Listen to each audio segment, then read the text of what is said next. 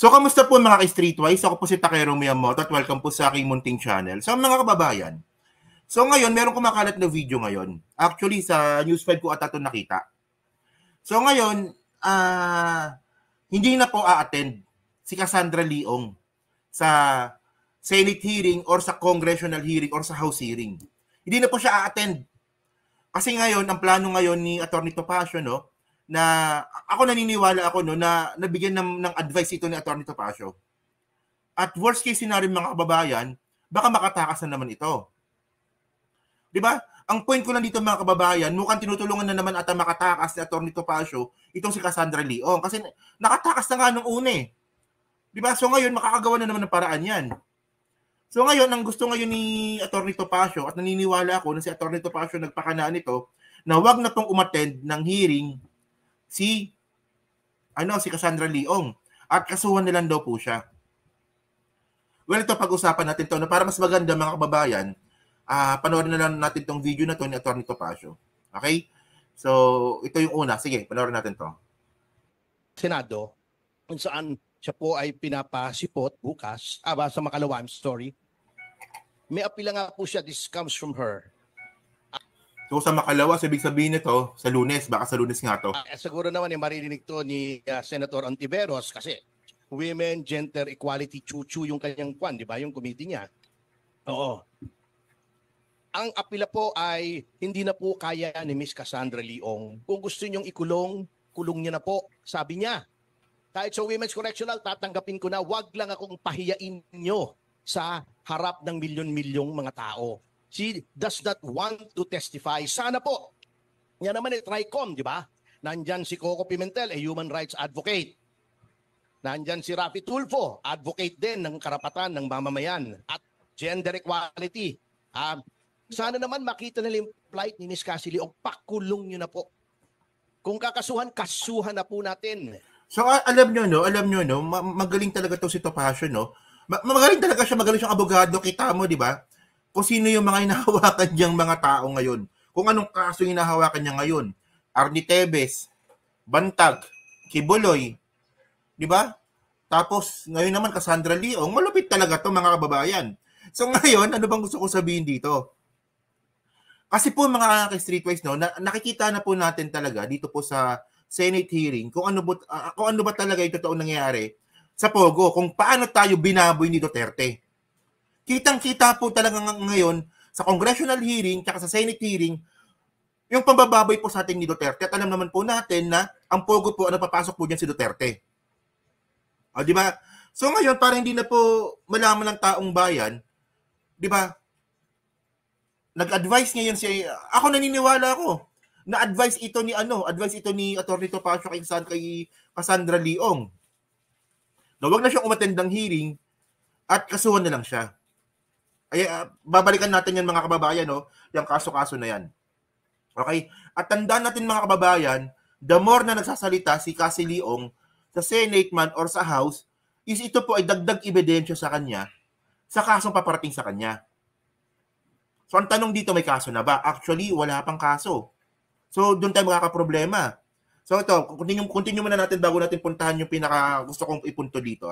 Pero wag na po sana itong dramang ito. Kawawa po yung bata. Kawawa po. Yan ang apila. Whether you... So naawa ka sa bata, pero dun sa mga biktima ng human trafficking, pati yung mga OFW na nagpapadala ng pera sa Pilipinas na apektado po ng money laundering po ng Pogo, hindi ka naawa. Gago rin to si Topacio no? Di nga. Well, trabaho talaga ng abogado yung trabaho talaga ng abogado yung ipagtanggol yung kliyente niya. Pero tingnan nyo naman kasi mga kababayan, ulitin ko lang sino ba yung mga kliyente ni Topacio? Bantag, mamamatay tao. Tevez, mamamatay tao. O, di ba? Tapos si Kibuloy, rapist. Tapos ngayon naman si Cassie Leong. Malupit yung nito, malupit yung alignment niya, no? Malupit yung political alignment nito ni Topacio. Sige. Take that appeal or not is up to you. Nasa inyo ang kapangyarihan. Nasa sa inyo na po. But we are appealing to your better nature na do not subject her to any more of these indignities. May power naman kayo. kung tingin nyo uncooperative witness, wala pong merit yung aming invocations of the right to remain silent and the right against self-incrimination. Willing na po siya. Siya po, hindi ko na po advise ito ha. Kasi ang abogado po ay... Boss, maniwala kayo. Hindi nyo na rin advice yun ha. Hindi, maniniwala kayo mga kababayan na itong hindi pagsipot ni Cassie Leong sa Congress at sa Senate, hindi niya advice? Come on, Atty. Topacio naman. Diyos ko naman. Naging abogado ka pa. Kung hindi ka nag-advise. Hindi ko na po advise ito ha. Kasi ang abogado po ay nakaka-advise lang sa legal, hindi sa emotional, hindi sa mental. Ha? Kita mo, so legal din yun ha. Kita mo, di ba? Ito lang ha. So, pasensya na pinuputol ko, no? So, sabi po ni Atty. Topacio, hindi abogado lang ako ng legal. So, hindi na ako abogado ng emotional. Una mga kababayan, yung pag-attend po ni Cassie Leong ng hearing ng Senado, legal advice pa rin yun. Yung hindi pag-attend ni Cassie Leong sa Senado at sa lower house, legal advice pa rin yun mga kababayan. Ano sinasabi mo? Di ba? Actually, pero to be fair, magaling na abogado talaga to si Topacio. Yun nga lang, medyo bulok lang po talaga yung mga kliyente niya, no? Hindi sa moral, hanggang legal lang kami. Yun po, so far sa nakukuha ko kay Miss Cassie Leong, ang kanyang pakiramdam sa ngayon, huwag niyo na po akong ipahiya, hindi ko na kaya. Nung lumalaki po ako, never pong may nagtaas ng boses sa akin. Nakita niyo naman yung temperament ng tao. Hindi naman mayabang, hindi naman hostile, ha? We are just trying to protect our rights. Nasa inyo na po. But I hope you do take this appeal to heart. Yan ha. So ngayon mga kababayan, no, ito yung sinasabi ko sa inyo. Okay? So balikan natin yung nakuha nating article sa mga balita. So ngayon, ito ha. So merong criminal charges ngayon na na-file na ata, no? So sabi dito, no, criminal charges filed versus Sheila Guo, Cassandra Ong, DOJ. So ngayon, nagsampa ngayon ng kaso yung DOJ kay Cassandra Ong at saka dito sa kapatid nga po niyang si Sheila Guo. So ito ito na balita ito August 29. Okay, medyo late na rin yung balita na to. Okay? So, ang sabi dito, basahin na natin sabi dito. Okay, criminal charges have been logged against Cassandra Leong and Sheila Guo, earlier identified as the sister of dismissed Bamban-Tarlac Mayor Alice Guo, the Department of Justice said Thursday. So sabi ito nung Webes. Di ba? So sabi pa, continue natin. So ano ba yung mga na-file na kaso? So yung mga na-file na kaso po, no, Sheila Guo faces for disobedience to legislative summons and using false Philippine passport, said Undersecretary of DOJ Nicholas T. He said Cassandra Leong, representative of Lucky South 99 Pogo, would face disobedience to summon and obstruction of justice cases. So actually mga kababayan, mahinang kaso lang po ito at bailable po ito. Bailable ito mga kababayan. Okay? Tapos mga ka-streetwise, no? So ito medyo malapit-lapit na po ito, mukhang na-file na po ito.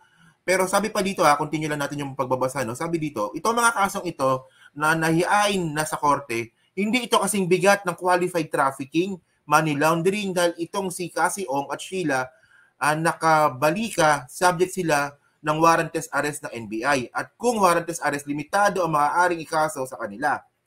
Yan, sabi ito ng DOJ.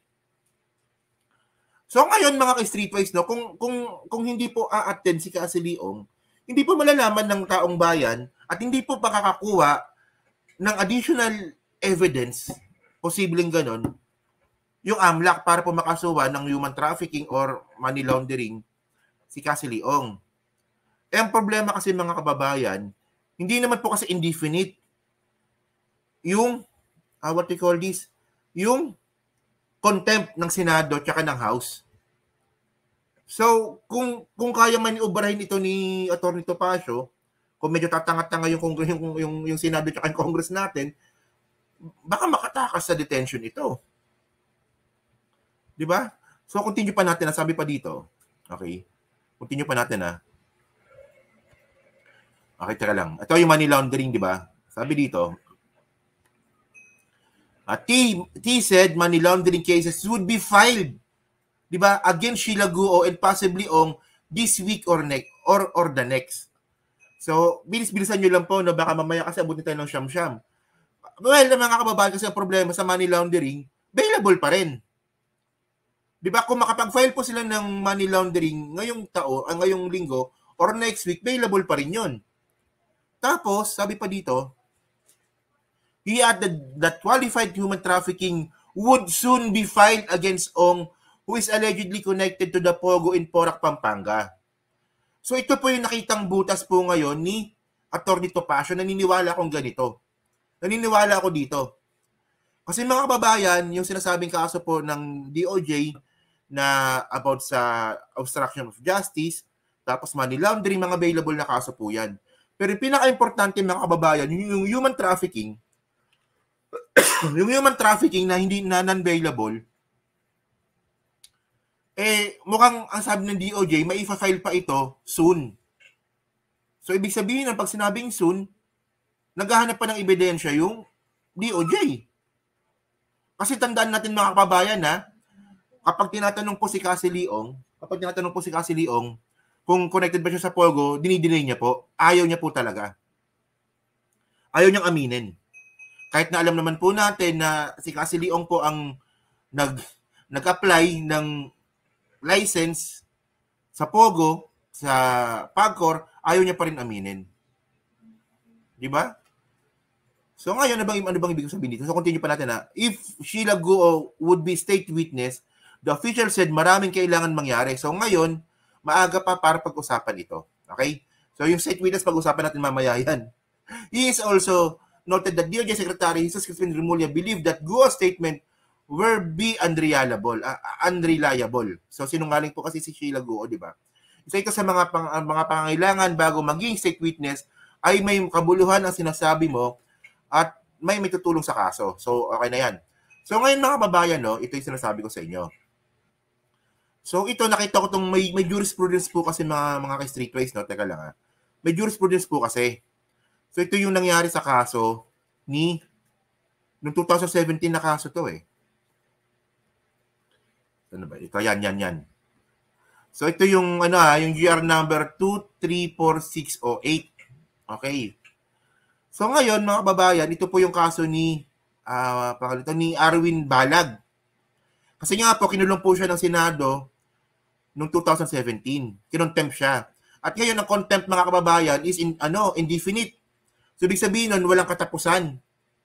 Ayan po ang plano dapat ng Senado dati. Yun nga lang ang sabi ng Supreme Court noon, ito galing na to sa Supreme Court, sabi dito, wherefore the petition is denied for being moot and academic. However, the period of imprisonment under the inherent power of contempt of the Senate during inquiries in aid of legislation should only last until the termination of legislative inquiry. Ibig sabihin ng mga kababayan, sabi po ng Supreme Court, hindi pwedeng ikulong. Hindi pwedeng ikulong si Cassandra Leong, di ba? Kasi jurisprudence ito eh. So, hindi pwedeng ikulong si Cassandra Leong hanggat gusto ng Senado. So, ibig sabihin nun, ang pwede lang nilang gawin is ipakulong si Cassandra Leong, i-contempt si Cassandra Leong hanggat meron pong hearing. So, pag tapos na yung hearing, kailangan na pong palabasin si Cassandra Leong. Ayun na ibig sabihin nun. So, ngayon, ang mangyayari dito sa nakikita natin, posibleng itong gawin ng Senado ngayon. Di ba, i-extend yung hearing. Patagalin yung hearing para maisampa yung money laundering. Ay, hindi, para maisampa ng DOJ yung human trafficking kay Cassandra Leong. Kasi mga kababayan, no, ito yung nakita ni Atty. Topacio eh. Pag natapos po yung Senate hearing at makatakas po at makalaya po sa pamamagitan sa contempt or pagkakakulong po ng Senado, si Cassandra Leong, so, yung ibang kaso po na isang pa kay Cassandra Leong ngayon is available. So, makakatakas po yan. So, pag nakatakas po yan, baka tumakas na naman ng bansa yan. Di ba, isipin nyo mga kababayan, no? Ganyan po kalupit sa Atty. Topacio. Kahit na posible po na merong sangkot si Cassandra Leong po sa money laundering, sa human trafficking, ipagtatanggol niya pa rin po yan. Well, kliyente niya yan eh. Di ba? So, sana mga kababayan, ang point natin dito, bilis-bilisan po ng DOJ yung pagsampa ng kaso kay Cassandra Leong. So ngayon, yung money laundering, may sasampan na this week, yung obstruction of justice na isampan na po, pero available po yan. Ang importante po dito mga kababayan, hindi po makatakas si Cassandra Leong sa Pilipinas. Kasi isipin nyo kapag tinapos po ng Senate yung hearing dyan po, dyan po sa Pogo, at walang naisampang kaso kay Cassandra Leong sa human trafficking, makakatakas yan. Baka lumabas na naman ng bansa yan. So malaki po ang naging responsibilidad dito ni Atty. Topacio. At tandaan natin mga kababayan, no? Yung ganyang human trafficking case, matagal po yan. Matagal yan. So kailangan munang ma-establish ng DOJ na sangkot talaga si Cassandra Leong sa Pogo para maisampa yung kaso. Kasi kung wala po mga kababayan, baka ibasura lang yan ng ano. Baka ibasura lang ng piskal yan. Diba? Kaya nakakalungkot lang no na ito si Atty. Topacio na isa sa pinakamagaling na abogado is talagang isipin nyo, di ba? Puro depensa talaga eh. Di ba? Puro depensa eh. So ngayon, ano bang inintay natin ngayon dito? So ngayon, ito sabi dito lawmakers believe Cassandra Ong a dummy investor. So ibig sabihin nito, naniniwala po kasi si Ace Barbers na meron pang tao sa likod po ni Cassandra Ong.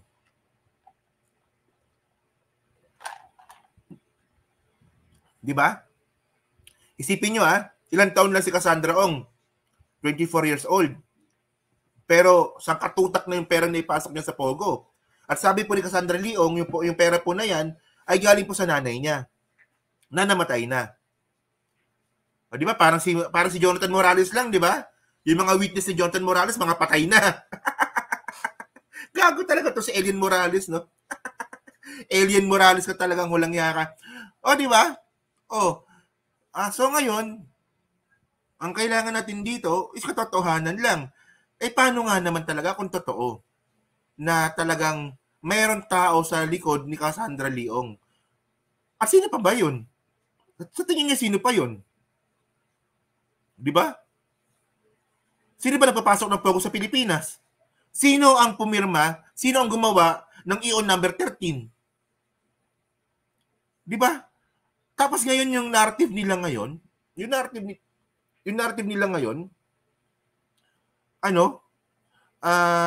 CPBBM pa yung sangkot sa Pogo. Parang gago tong mga to, no? So sabi dito, no? Basahin muna natin to bago natin tapusin tong topic na to, no? Okay. Two co-chairs of the House Quad Committee believe Cassandra Ong, the authorized representative of Black South 99, was a business dummy. So, ibig sabihin nito mga kababayan, ako naniniwala din ako mga streetwise Nadami lang tong mga to Si Sheila Guo, si Cassandra Leong, mga dami lang to Si Alice Guo, medyo nasa top yan medyo nasa taas yan At naniniwala ako mga kababayan, kay Alice Guo, may mas mataas pa kay Alice Guo regarding po sa Pogo. So, ayan po talagang kailangan natin makita. At syempre, sino pa ba suspect natin dito? At tanga-tanga naman natin pag di pa natin maisip yan na si Duterte talaga yung punot dulo nito. Kasi po si Duterte po nagpapasok ng Pogo sa Pilipinas. Ganyan po tayo binaboy ng hinayupak na matandang hukluban na yan. Hanggang ngayon, ang dami pa rin nabubudol hanggang ngayon ni Duterte. Itong Pogo nga lang, hindi yun na nga masagot Di ba? Sino nagpapasok ng Pogo sa Pilipinas? Di ba? 24 years old, di ba? 24 years old, bilyonaryo na. Malupit to, no? Pero so ngayon, ang pinaka-intention talaga dito ni, pangalan nito? Ang pinaka-intention talaga dito ni Atty. Topacio is patakasin si Cassandra Ong. Ayun talaga yun. Naniniwala akong ganun. Siguro nag-gets yung narrative ko mga kababayan, di ba? Tandaan natin na yung naisampang kaso pa na kay Cassandra Leong is mga available case pa lang. So pag yan po ay nakapag-bail si Cassandra Leong at natapos po yung hearing sa Senado at hindi po ito pinahaba ng Senado, kasi tandaan natin, di ba, pinakita ko na rin kanina, wala pong unlimited kulong sa Senado. So pagdating po sa contempt, pag yung contempt po ay natapos po yung hearing sa Senado, kailangan palabasin nila si Cassandra Leong kasi meron tayong jurisprudence doon. So pag yan po talaga nakatakas yung si Cassandra Leong, lalabas po ng bansa yan. Lalabas ng bansa yan. At tumutulong po dito si Atty. Topacio. Napaka bullshit talaga, no? Ganun talaga, di ba? Ganun talaga. Oh. So, ewan ko ba, no? So, yung nakababayan, so dyan po sa team replay, nung nga po masabi nyo nga po dito, sa bagong pakulo na naman po na Atty. Topacio. Kasi ako naniniwala ko na ito yung narrative niya eh. Ito yung plano talaga eh. Kasi naniniwala po tayo, no, na magaling na abogado po si Atty. Topacio. At itong ginawa po ni Atty. Topacio na hindi po pag-attend, na-advise po na Atty. Topacio na hindi po pag-attend ni Cassandra Leong sa Senado, is isa yung itong hakbang para po makalabas na naman po siya sa bansa. Di ba? So yun, no? So bawal mga hindi kasi mga babayan, meron nang hold departure order kay Cassandra, kay Sheila Guon, nakatakas pa eh. So kung nagawa nila nung una ito, baka magawa nila ulit ito. At tandaan natin mga kababayan, kaya pong palabasin yung mga yan kung sila po ay dadaan po sa Davao City Airport. Kung saan nga po yung pinagmumulan ng Pogo. Di ba? Well, sana, at syempre mga kababayan, tayo nga, alam natin to. At siguradong alam din naman ito ng Congress tsaka ng Senate. Pero medyo ang pangit talaga pero ang point natin dito, hindi naman yung Senate tsaka yung Congress eh. Ang point natin dito, yung plano ni Atty. Topacio. At least, malaman din po ng taong bayan ito, no? So yun mga kababayan, so thank you, no? So ito pang isang topic natin, yung pinakamalupit.